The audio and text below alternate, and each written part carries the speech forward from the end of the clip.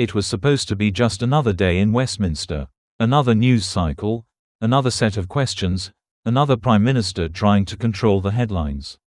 But today things took a dramatic turn. In a moment that left the Commons stunned and the public reeling, Reform UK leader Richard Tice delivered a verbal sledgehammer to Keir Starmer over the tragic case of Lucy Connolly, a case that has now taken a devastating, fatal twist. The exchange didn't just embarrass the Prime Minister. It humiliated him, exposing a chain of failures that the government desperately hoped would stay buried. This is Precious Update, and this story is going to shock you. The tension in Parliament today was thick enough to cut with a knife. Starmer sat across the chamber, flanked by his ministers, looking calm at least on the surface. But you could see it in his eyes, he knew what was coming. Richard Tice, never one to pull his punches, rose to his feet with a stack of papers in hand. What followed was not just a political attack, but a devastating dismantling of Starmer's record. Tice began by recounting the facts that the government would rather the public forget. Lucy Connolly, a young woman whose death has now become a symbol of institutional failure. According to Tice, Lucy had been failed at every level, the police ignored warnings, social services dropped the ball, and worst of all, critical evidence that could have saved her life was withheld under Starmer's watch when he was Director of Public Prosecutions. That revelation alone was enough to make the chamber go silent. But it was what came next that set the political world alight. Tice revealed that new evidence previously lost in the bureaucratic shuffle had surfaced in the past week. Evidence that pointed directly to a cover-up. Evidence that Lucy's death might have been prevented if those in power had acted when they were supposed to. And according to Tice, the man ultimately responsible for ensuring justice back then was none other than Keir Starmer. The camera cut to the Prime Minister's face-tight jaw, narrowed eyes, the kind of look politicians wear when they know they can't run from the question. Tice didn't hold back. He accused Starmer of moral cowardice, saying, "You had the power to act, Prime Minister, and you chose to protect the system instead of protecting Lucy." Gasps rippled across the chamber. Starmer tried to respond, insisting that due process had been followed at the time and accusing Tice of politicizing a tragedy. But here's the thing: the public has heard this line before, and it no longer works. Every time a scandal like this comes up, politicians retreat behind the same tired phrases: lessons will be learned, we followed procedure, we can't comment on individual cases. But when the case ends in the death of a young woman, those phrases feel hollow. Outside Parliament, the reaction was immediate. Social media lit up with clips of Tice's speech, and the hashtag Justice for Lucy began trending within minutes. Survivors of institutional failures, victims' families, and ordinary Britons flooded platforms with messages demanding Starmer's resignation. The words "fatal twist" weren't just a headline, they were a symbol of how deep the rot runs in Britain's justice system. And let's not pretend this came out of nowhere. Starmer's past as DPP has been under scrutiny for years. Critics say he built his career on being tough on crime while quietly allowing cases that were politically inconvenient to fade into obscurity.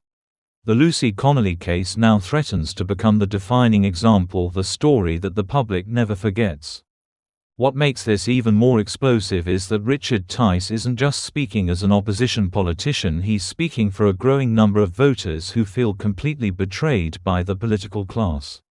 Reform UK has been climbing in the polls, and moments like this are exactly why. While Labour and the Conservatives bicker over policy details, Reform pounds the table on justice, accountability, and the corruption of the system. For the working class communities that have lost faith in both major parties, this kind of direct confrontation resonates. And Starmer knows it. That's why he looked rattled. That's why, after the exchange, Labour MPs huddled with aides in the corridors, visibly shaken. The Prime Minister may have survived today's Commons session, but the political damage is far from over. Let's break down why this moment is so dangerous for Starmer. First, the emotional impact. Lucy Connolly isn't just a statistic. She was a person, a daughter, a friend, a member of her community. When the public sees her name in the headlines next to the words fatal twist, they think of their own children, their own loved ones. This isn't a theoretical policy debate, it's about life and death. Second, the optics. Starmer was confronted live, on camera, with allegations that he failed to act to protect a vulnerable young woman. The footage of him squirming in his seat while Tice spoke will be replayed over and over. In politics, perception is reality, and the perception here is devastating. Third, the political climate. The British public is already deeply skeptical of the establishment.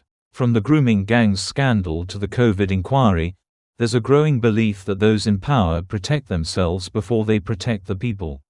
The Lucy Connolly case fits perfectly into that narrative, and Reform UK will make sure it stays there. And finally, the timing. We are in a period of political volatility, with Labour under pressure from the left and the right, and the Tories in disarray. If Reform can capitalise on moments like this, they could siphon off enough support to turn the next election into chaos. Tonight, as this story continues to unfold, the questions are piling up for Keir Starmer. What did he know about the Lucy Connolly case when he was DPP? Why was critical evidence lost? And why, after all these years, are the families still waiting for justice? Richard Tice has already called for a full independent inquiry not just into Lucy's death, but into every similar case during Starmer's tenure. That's a direct challenge, and Starmer can't ignore it without looking like he has something to hide. For now, the Prime Minister's strategy will likely be to weather the storm, hope the media cycle moves on, and avoid giving Reform UK more oxygen. But that might not work this time.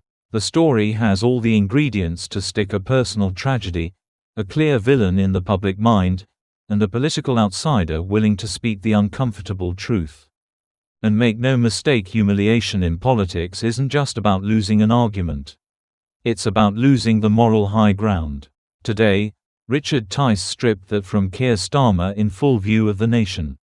This is Precious Update. Subscribe now, because we're going to follow this case until every truth comes out, and every person responsible is held to account.